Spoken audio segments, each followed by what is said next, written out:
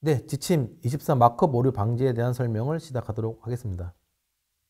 지침 내용에 대한 설명은 마크업 언어의 요소는 열고 닫음, 중첩 관계 및 속성 선언에 대한 오류가 없어야 한다라고 정의하고 있습니다.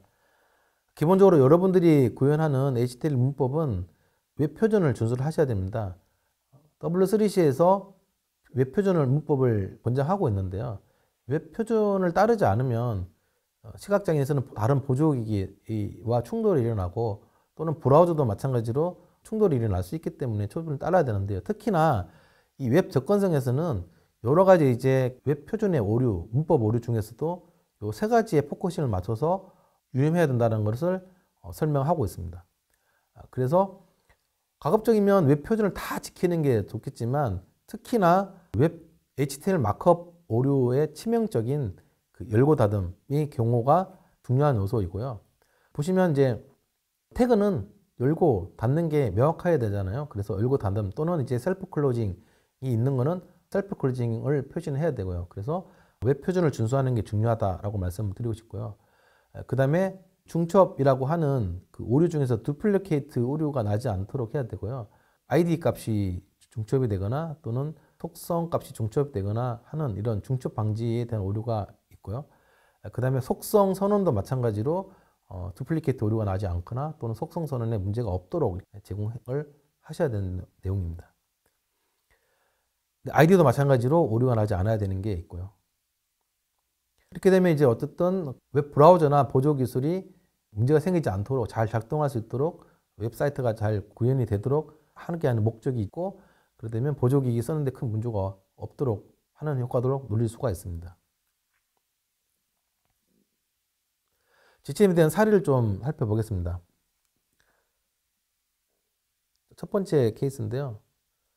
제일 바람직한 거죠. HTML 마크업 문법 오류가 없도록 하는 겁니다. 그래서 W3C에서는 그 문법 오류가 없도록 권장하고 있는데요.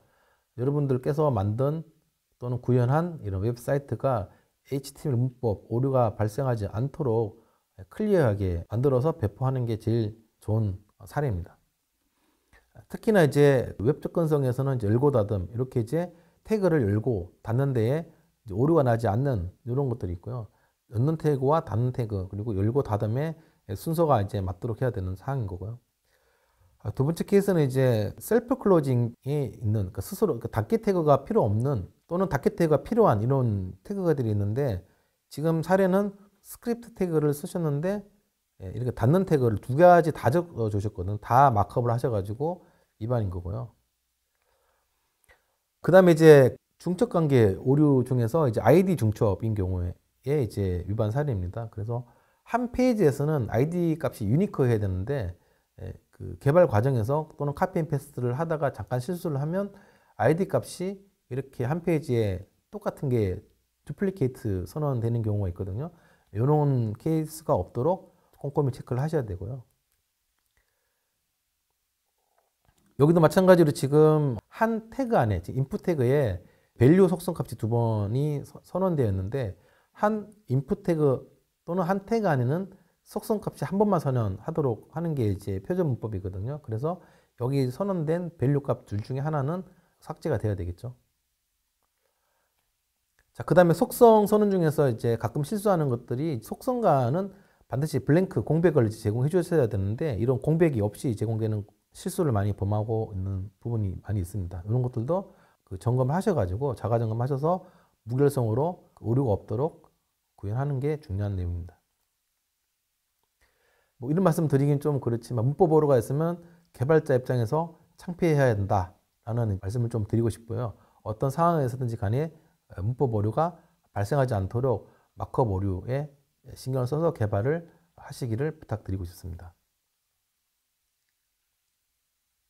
지침 23 마크업 오류 방지에 대한 설명을 마치도록 하겠습니다.